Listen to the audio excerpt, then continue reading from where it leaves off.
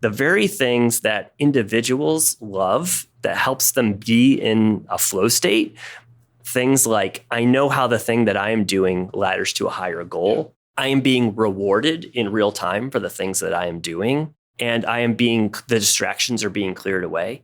Those are the same things that are engagement drivers. So, if for those who run engagement surveys, lots of companies do that. They'll be very familiar with those questions around that are the most important in the engagement survey. And what I described is kind of those. So there are benefits that play at the individual, flow state, lack of nonsense, get your great job done. Team, more efficient, better handoffs, hit their goals, want to work together again. And then the output is an efficient and engaged organization. Engaged organizations do their best work. That's Alex Hood, the head of product at Asana, who was explaining why he's passionate about what he's doing at Asana and the technology that the company is building. Tech was an early passion for Alex, and after his father got him interested in computers, there was no turning back. On this episode of IT Visionaries, Alex tells his story and dives into how Asana is changing the way work is managed in companies around the world. Enjoy this episode. IT Visionaries is created by the team at mission.org and brought to you by the Salesforce Customer 360 platform, the #1 cloud platform for digital transformation of every experience. Build connected experience, empower every employee, and deliver continuous innovation with the customer at the center of everything you do. Learn more at salesforce.com/platform. This podcast is created by the team at mission.org. Welcome to another episode of IT Visionaries. I'm Ian Faison, Chief Content Officer here at mission.org, and we are at Asana HQ. Alex, what's going on? Hey, thanks for having me. It is super exciting to talk to you today. We are going to talk all about collaboration, task management, stuff that how work shouldn't be work, and work shouldn't be chaos. One of the things that I thought was really interesting is, and we can get into this in a little bit, but the amount of growth that you've had globally in other markets. This podcast is in, I believe, 129 different countries. We definitely have a global audience. And I think, part of the thing that's so cool about Asana, and we're Asana customers. So this is it hits home to us as a media company because we have so many different things that need to get managed. But it's such a clear need for companies and teams across the world, especially when we're collaborating, in real time in all these different time zones. And that's part of the problem that I think, from one of our guests that we have come on, Aaron, who's a PM over at Lowe's. You have calls with people all over the world, right? Like, your calendar as a PM could be literally 24/7, right? And so you need to have some sort of technology that can allow those conversations to not happen and get distracted, or have, like you said, the infinite Slack pings or the infinite email pings. Yeah, I have a lot of empathy for that. I worked in a role one time where the PM and design team were all in Mountain View, and all the engineers on the team were in Bangalore. And that's a 12.5-hour time difference. So it was just ridiculously inconvenient to do something that was synchronous. So there's better ways out there. And thankfully, there's more tools out there that help with distributed teams. But there's kind of a warning around collaboration software generally. When you look at productivity rates, it's growing a few percent a year. But you look at collaboration rates. So that is like the actual number of messages generated. That's rising exponentially. So it's actually taking us more and more back and forth to get the same incremental unit of goodness made. So that's what's kind of scary. It's just like maybe where it used to take 2 or 3 back and forths, now it takes 9. That actually feels like it's more draining on information workers and distributed teams instead of actually serving them. So we focus on making sure that there really is a clear plan of record Like there, a task or a project is clearly defined into tasks. People collaborate and they kind of create the plan of record together by commenting on a specific task. There's just, if everybody's clear on what they're doing, how it actually puts wind in the sails of the team, how it unlocks the next teammate to do the right thing, and then how all that work ladders up to the strategy, that's enormously unlocking for teams. And it's rehabilitating for teams who might feel like it's very difficult to get into any kind of flow with a team that's 12 and a half hours away, for instance. Yeah. Do you think, I want to go back to what you said about kind of like the rise of more messaging. Mm-hmm. And I think that there's kind of two things kind of going on here. The first is that people who didn't have a channel to like chit chat with each other now kind of can make like kind of idle conversation. Like I know for our team, because we're a remote team at Mission, like a lot of our communication is just kind of like, chit chat about different sort of stuff, cat gifts. Fun stuff. Yeah. It's gifts. Yeah. Which is like culture building stuff. It's super important when you're remote, and you can actually build like relationships with people that way, which is fun. And then the counterpoint to that is that all of those additional messages actually detract from the tasks, like you said, and clearly delineating the tasks. And I think that what you kind of have here, whether it's via email or, GDocs or, or Slack or whatever, or your Salesforce, whichever, those things were not created to be project management tools. They were created for other things. And then they kind of, evolve into other things. So how do, if you're a technology leader and you're trying to get everyone focused on the tasks at hand, what are some of the best practices that you've seen that people are able to accomplish with Asana? Well, we think that the best teams have 3 sets of tools to collaborate. Number one, they have a place where content lives, so GDocs or Microsoft 360.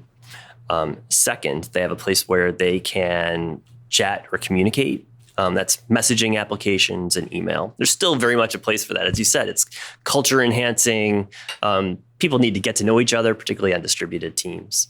But then there's another piece, which is like the where purpose, plan, and responsibility actually lives. And we call that work management. That's an evolving category in which Asana is helping to build now. What the cat gifts and messaging is important. The back and forth camaraderie building is important, but the work elements that get kind of like interspersed with that get lost very easily.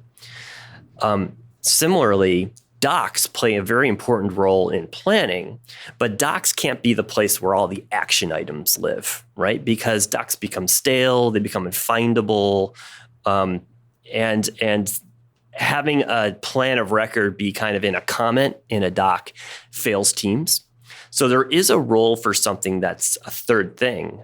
It's the thing where everybody has a clear sight of what they need to do and what's next for the team, and like what is the current plan of record? What is the current status of things without having to have a status phone call or a status meeting? That is another way for technology to serve teams in a better way. The thing that has to happen, though, is that work management has to be deeply integrated with where messages live and where content lives, so that when a chat comes along, say a Slack message of, hey, well, let's change course and do this, it's got to be one click to get that new plan into Asana. So that's why we've invested a lot with Slack in integrations that are really deep. Same with Office 365 and with Google Suite. Yeah, I want to talk about integrations for a second. Obviously, Asana built in the cloud for companies that are looking for a SaaS tool. Tons of integrations.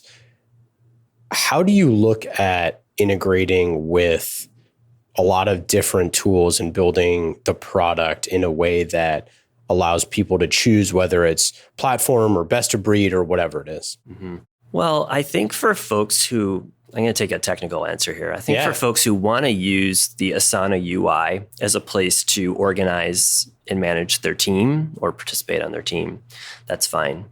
I do think that we have our robust API matters as well. So I'm not dead set against everybody needing to use the UI to get value of having a place where like the purpose, plan, and responsibility actually lives. What matters the most is that the work is connected to the plan. Because remember, we talked about those old days with project management offices. Basically, those are people who are separated from the work, going around and counting noses to see how everybody's doing. Well, with cloud computing, great integrations, great APIs, data around the work actually can flow seamlessly up into the plan, become part of the plan. I say this because Dustin Moskovitz and Justin Rosenstein created Asana. They're the co-founders. They're also the folks who created the social graph over at Facebook. Dustin's a co-founder of Facebook. There's corollary. We think that we're creating the work graph here.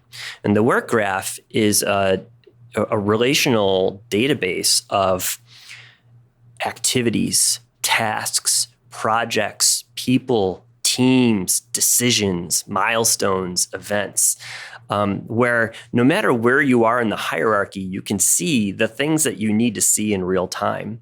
That only happens when the plan, Asana, is deeply connected to the work, which is why we have a robust open platform. What I think is so interesting about this as well is the idea that it can work for a team or it could work for a company, like from the enterprise standpoint, and that either of those are kind of like wins, right? Because I think, when we talk to a lot of CIOs about, the idea of shadow IT or business functions requesting things, how do you govern those things? How do you make sure that they're secure? All the stuff that we kind of alluded to earlier, that getting that bottom up refinement from teams on what they want. And as a CIO, being able to, pattern match and say, okay, 2 of our teams are using this. Maybe we should recommend this to some other teams as something that they should look into and demo and try to figure out. When you're talking to, IT leaders about, when they've kind of realized, okay, this is in our company 4 different ways. Like maybe we should start looking at this. I'm curious, like, what are those conversations like?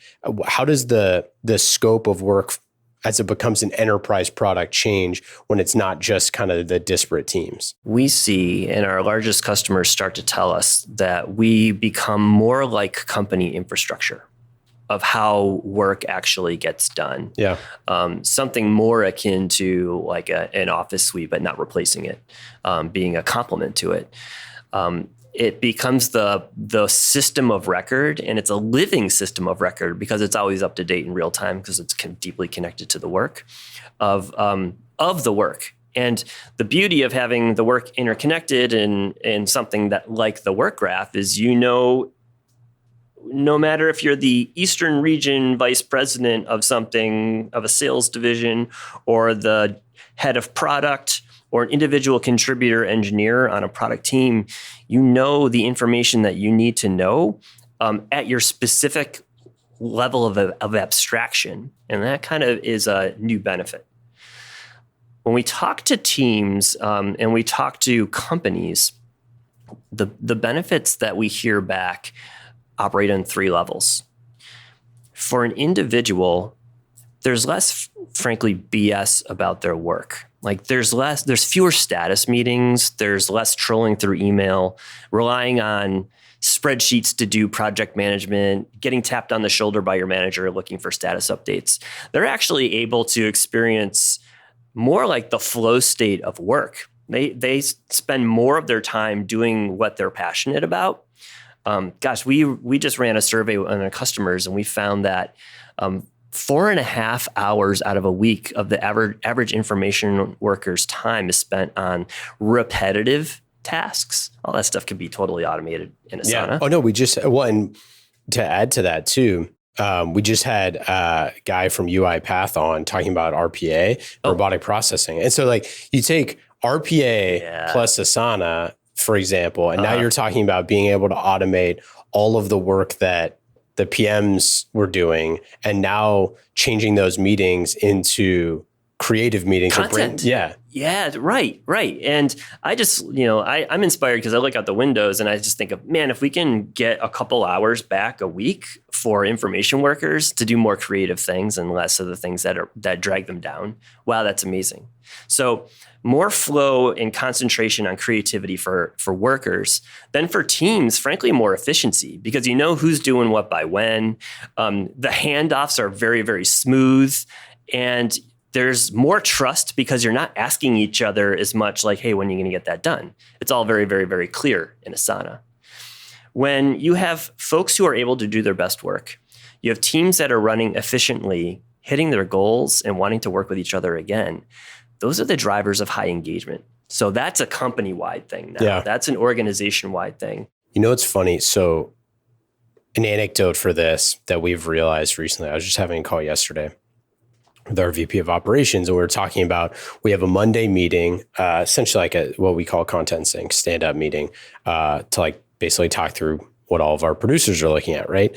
And so what's funny is like, we've had this conversation about, is this meeting really even useful? Like what it was created to do was to like track where we were at, but now we kind of know where we're at. And now it's like, well, do we need this meeting anymore? And the idea is like, oh, we still need the meeting. We just need to change what the meeting is for. And the meeting should be for, brainstorming ideas, cross-promoting best practices, like, lessons learned, things like that, which, is important to get human beings on the phone, on video calls to see each other and talk about that stuff, and less of just like, where is this at? Mm-hmm. And I always thought, in my time in the military, we would do, PowerPoint, meetings. We would do like our weekly meetings. And it was always like, we know red, if you see red on a slide, it means bad, right? Like we know that. But the question is always asked like, but why is it red, right? And so like, those are the questions that I think we can answer in meetings is like, what are the things that got us to the point of why it's late rather than like figuring it out whether if it is late or not, right? It's like it gets you to more impact. I'm curious. So, do you find that those type of like creative meetings and those type of feedback that you're getting from customers, like that they're freeing up time or they are doing things, they are changing the way that they're working internally? Yeah, you just described a really interesting transition. So now that these things are in Asana, we're using Asana, do we actually even need the meeting anymore? Yeah. The way that we see that work is teams start to use Asana and they project it on the screen and then they work through Asana together. And then the aha comes, well, do we even need to have the meeting? Because we're basically doing a lot of this stuff synchronous that could be done async using the tool. And then you get some time back. We've seen that as a pattern over and over again. When I spend about 6 hours a week doing product reviews. So like seeing how the new next set of features are going to come up, working with teams and doing design reviews. I don't talk about status whatsoever in those meetings because we use Asana all day, every day. I know the status before I walk in because I'm able to see inside the tool. So then when a team comes in, we talk 100% about content. And I don't need to get on the same page of like, hey, why is this moving so slowly? Or being surprised by the results or knowing what the dependency is or if a team is blocked. I kind of come in with that information. And it makes us do more co-creation in the moment, which is more fun. So what about AI and machine learning? What's next for those on how they can help teams collaborate and ultimately do more work or do less work at work, less work on work? Yeah, great question. There's a lot of AI and ML talk that seems whimsical, but I do think that there's some... I love whimsy. So okay, well, good. There's some ways where I do think it could really help. I think that, I described the work graph before, and I think that if Asana knows maybe what your boss's priorities are, what the company priorities are, and how the company is progressing towards a priority, it should be able to help you with your own priorities. Right? That's a particular use case. I also think that Asana should be able to pattern match and recognize when things are going well or when there's warning signs. The thing you hate about work as being a person who's in charge of things is when surprises happen. So what if Asana could help root out some surprises by knowing that, hey, that person is actually going to be out of the office, or this person usually signs up for stuff and 60% of the time they don't get it done on time. There should be some ways to create some heuristics around project success that actually leads companies to hit their goals more often. So that's one example. Another thing that's really interesting about small businesses and teams is just the actual capabilities around machine learning and AI are available free or at a variable cost. And it used to be the case that maybe you had to have a laboratory of people who are doing experiments, and it was only available to IBM and some others. But now the democratization of AI and ML capabilities, or APIs out there where any new startup can just grab translation capabilities from Google, and then they can have a mobile application that is worldwide, like out of the box. That's such a big leap forward, and such removes a big barrier to entry to having some of these like smarter capabilities that are just offered from some of the biggest providers. It's funny. So you mentioned how it can kind of give you those like insights to how people are performing, behaving, things like that. I think the other thing, which is really important that you mentioned earlier, was about like nested priorities with coming from the top. And that's where one of those things where you're like, do you realize how much organizational, like we spend 31% of our organizational like effort on something that's like not a core business priority. And I always think that as you can audit yourself, it's just so tough, right? And most people don't have the money to pay, Deloitte and whoever to audit themselves. But with AI and ML, like looking at your software, looking at your collaboration, doing those sort of things, any insights to that, to how you work, is a huge benefit to CIOs and technology leaders. Because if you're going to the business units and sharing how much time they're wasting, or going to your CEO and saying like, hey, I know you said that this was a priority. Do you know that like 6% of our work is done on that big priority that you had for 2020 or whatever it is? Like those are really good insights and gives you ammo to be able to make changes with budget and things like that. You're onto a fascinating topic. We just ran a survey on the anatomy of work as we were starting to think about some of the new features that we're launching. And we surveyed 10,000 information workers. And we asked them, hey, how much of your time do you spend on these activities, which we'll label work about work? Things like preparing for status meetings, trolling through email looking for the latest plan, creating spreadsheets for plans. They self-reported 30% of the time. But then we actually asked them, hey, would you give us a sense of how many hours you spend on these types of activities? We basically just asked the question in a different way, asking them to self-audit.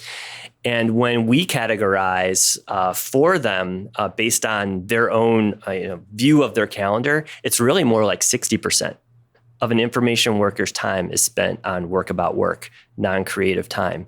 And that ladders back to a McKinsey study that was done a few years ago that says the same exact thing.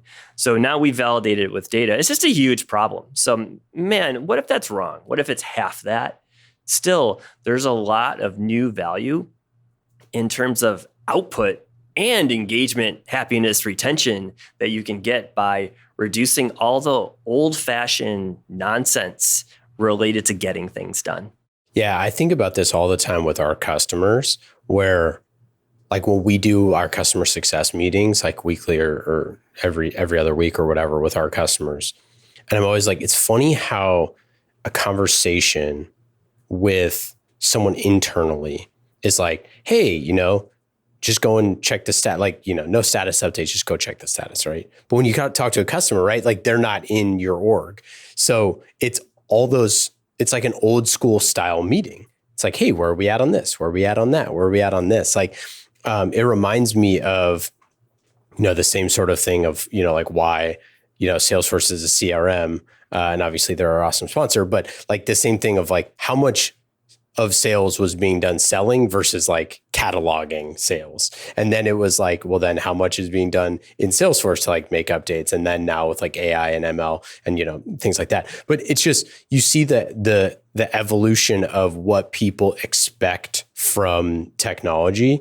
But then you still have these other meetings where, you're doing that stuff. But for us, like we already have stuff internally. You see it in the external meetings. And I just always think it's funny when you look at people's calendars that are PMs, and it's like, they don't have 3 hours to themselves in a given week. It is meeting after meeting after meeting. All of those are either 30 minutes or an hour or more. Like there's like all of these units of measure that are just pre-described. And it just makes no sense. And what they're really doing is they're influencing, which means that they're trying to get their set of facts out in the world to maybe get on somebody's priority list. They're trying to get clear on priorities that are cross-cutting organizations. That's all the kinds of stuff that can be done in software and doesn't require meetings. So there's a new one of the reasons I'm really passionate about our work here at Asana is I come from being a product manager for a long time, and I know what it feels like to have to spend your whole day influencing and then spend your morning or night hours actually building the product. That's work about work. And that is something where you get everybody on the same page. Everybody knows what we're headed for. The priorities are very clear at the top level, all the way down to the project level. It saves so much time, and it actually feels more fun because there's less politicking. There's less opportunities to lose trust. It's actually, no, you signed up to do that. These are the priorities we're operating under. It feels easier to collaborate instead of harder. Well, I think. And I want to get into some of your time at Intuit here before we get out of here. But I think that part of the reason why it's easier in that way is because it's a forcing function for the leaders to do their jobs. Like that's the thing. It's like it's way easier as a leader to just show up to a weekly meeting and just be like, "What do you got for me?"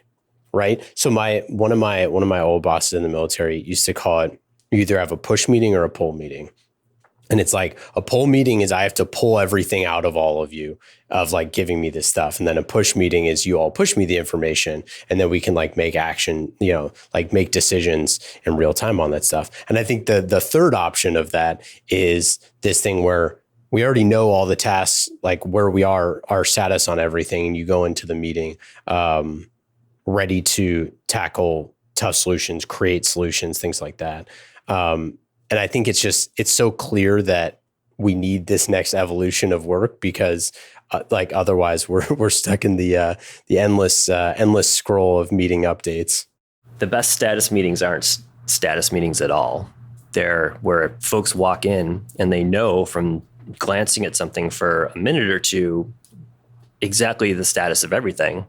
And then the leader, instead of just receiving information, everybody agreeing on the status and walking out the door, the leader can flex the Socratic method, which is how I lead and how I've seen other amazing leaders conduct themselves as well. It's like, how might we? Like, these are the facts on the table. How can we work together in a different, more creative way? Are we really pushing this innovation as far as it possibly could go? The leader can be more of a thought leader, push the team, not just on speed, but on the greatness of the thing that they're creating. Meetings can just be so much more purposeful. And that sounds like that's what you're getting at as well. Well, yeah, too. And it takes some of the politics out of it where you're saying, hey, what roadblock do I need to do? Like this is what every single, mid-level manager always feels like. It's like, my boss could solve this problem if she emails one person. It would take 45 seconds to solve this one problem. And it's going to take me 7 meetings and all that sort of stuff, right? But if you're coming to those meetings with that and you're saying like, hey, this is the exact thing that I need you to do. And in the meeting, she can just sit there and do it, right? then it's like, oh, we actually took action.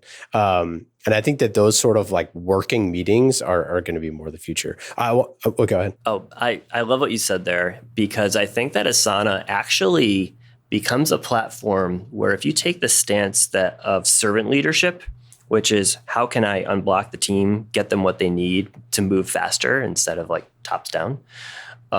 You have the facts at hand to be able to do that. It makes space on your calendar to be able to do that better. And you have the platform of being able to ask broad questions that pushes the team and have the answers become part of the plan of record of the actual project.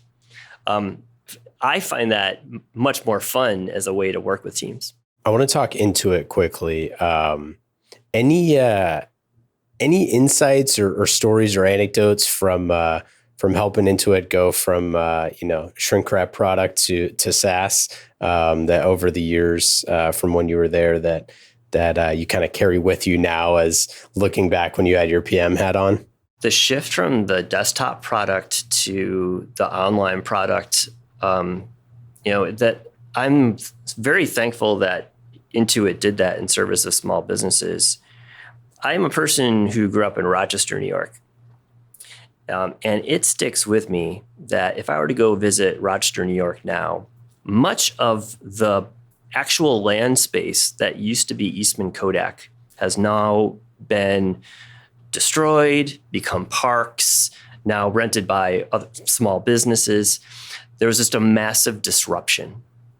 So I take that to heart, and I am always looking for opportunities to be disrupted and opportunities to disrupt. That is probably one of the biggest, like top 2 or 3 things that was the big aha for how I lead as a product leader. QuickBooks did a nice job, and Intuit did a nice job of making sure they didn't get disrupted by capitalizing on this great insight that accountants and small businesses really collaborate when it comes to finances. Actually, the way that they use QuickBooks, the way they use the tool is an accountant does some stuff, and then somebody in the office who works for the company does some stuff, and there's a back and forth. Instead of sending files or uploading a file and downloading a file, that product really was set on fire because of the cloud. Yeah, they totally. able to deliver the benefit of like, the finances just get done easier with less hassle because of the cloud. So they capitalized on it. But it requires a big organizational change to totally pivot the priorities, the form factor, and the tech of a business. And it was fun and educational for me to be part of and lead part of that transition. Last question before we get into our lightning round. How much do you see customer feedback to drive innovation on the product here at Asana versus like in-house experiments? Because I think, it reminded me in your Intuit example, like, there was probably not a people that were clamoring for a cloud solution because they didn't necessarily know what that was yet. People didn't really know what it was. So they just probably wanted, better products. But there is this kind of fine line of how do we use customer feedback versus, the people that are running experiments on your team? Yeah, good question. I think if Intuit had listened, it would have just created a better desktop product for years and years and years. Yeah, exactly. There still is a desktop product that lots of people love, but really the future is what they capitalized on. So it has to be a balance. I'll tell you how we build the roadmap here at Asana. Every series of months, I get a single stacked ranked list from Chris Farinacci, who you've interviewed before. Yeah, he was on Mission Daily with our COO, Stephanie. He produces a single stack ranked list across all the channels and customer touch points of what he thinks the biggest customer problems are to go solve. I take that and marry it up with what we're learning in the field from our user research team and what our product vision is. Those are the 2 things that we use to create the roadmap. We don't just take the straight up customer feedback. Vision plays a very, very important role. And our vision we published to the world about 1 year and 9 months ago. It's asana.com/vision. And we talk about how individuals, teams, and organizations can be more efficient by reducing work about work. And what are the benefits of that? So there are some things that we do that are incremental to solve customer pain. There are some things that we do that expand the market opportunity. but we're really more trying to play the long game of helping teams succeed, innovating into a new category. That makes it a particularly fun place to be as a product builder because we're not a Me Too product. It's not clear how the future of information work gets done for 1 billion information workers, but we get to innovate in this space and our ideas matter. So it's fun. Let's get into the lightning round.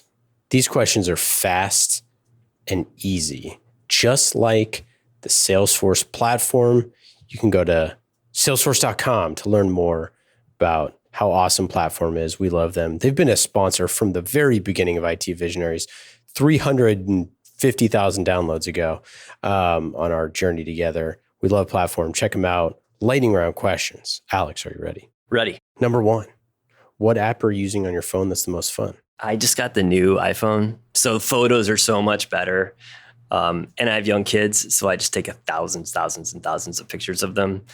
So that makes it fun. Isn't it so cool when you get that teaser email from Google that shows you a couple of images from your past?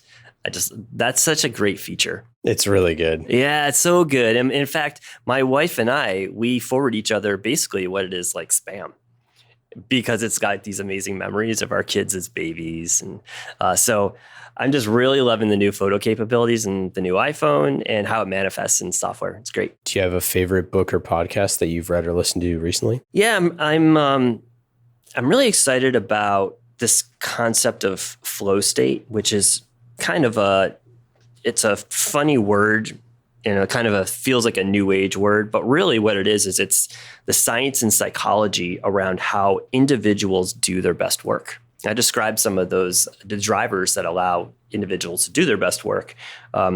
There's an academic named Csikszentmihalyi who wrote a bestseller named Flow on it. And we're just imagining what it would take to get workers into this flow state. Like how do we get people to do their best work? Well, I'll tell you, the form factor that information workers use to do their work hasn't been iterated on in the last 25 years. It's really the Microsoft Office suite, which includes PowerPoint slides, document editor, which is kind of like created around printing things, a simple database, and spreadsheets. There's a whole other way that we could possibly be working to get our thoughts down, to share our thoughts, to track who's doing what by when, to hold each other accountable, to actually create a shared culture that just hasn't been tapped yet because that form factor, that archaic form factor is still out there. So I'm looking forward to being part of the team that innovates in that. I love that idea of flow. Like there's no bad flow, right? It's like if a house has a good flow, or like a team has a good flow, or like a rapper has a good flow. Like there's no bad version of it. It's a great word, but it is a great, like we all know what that feels like when you're working and you're like, jamming on stuff. And surprise, surprise, it's either you're not distracted or you're in a group of people and all working together and collaborating. It's like pretty much one of those two things. Deep work or like deep collaboration. No, I love that. I'll check it out. I haven't read the book though. I'll check it out. A synonym to flow is really focus. We've all felt that time when you've been able to dive into your work and then time starts to fly away and you feel your ego isn't involved with what you're doing. You're just like knocking things out and feeling really good about the things that you're doing. And often that happens in your craft. And then teams feel that when handoffs get really smooth, you can finish each other's sentences. It's high trust and everybody knows who's doing what. And then organizations benefit when teams feel that way because they have high engagement and hit their goals. You can finish each other's sandwiches. Speaking of sandwiches, what's your favorite thing to cook or eat? I spend a lot of time up in Maine in the summer, so lobster. What do you do for fun? I am a dad with young kids. So what they think is fun is what I think is fun. My son and I, we love to build Legos and create things together, which is awesome. My daughter is a budding musician, so we like to sing together and jam together. And then my wife and I like to get away from all that every now and then, and we have a weekly standing date night, which I recommend to anybody. Best advice for a first-time head of product? Best advice for a new head of product is think very carefully about the composition of your team. What are the mindsets that team has, and what are the skill sets that they bring to the table? Because that will manifest itself. Their perfections and imperfections will manifest itself in the product. If they are not end-to-end thinkers, then your product will show all the unsightly seams. If they are ego-driven, then maybe you can tell that a product might be micro-optimizing on a few things, maybe driven by a couple individual product managers instead of something more global. If something doesn't feel like the product is really delivering on a benefit that you care about, it might be that the folks on your team aren't particularly strategic or aren't willing to really be open to learning new things and open to new data that might pivot their own strategy.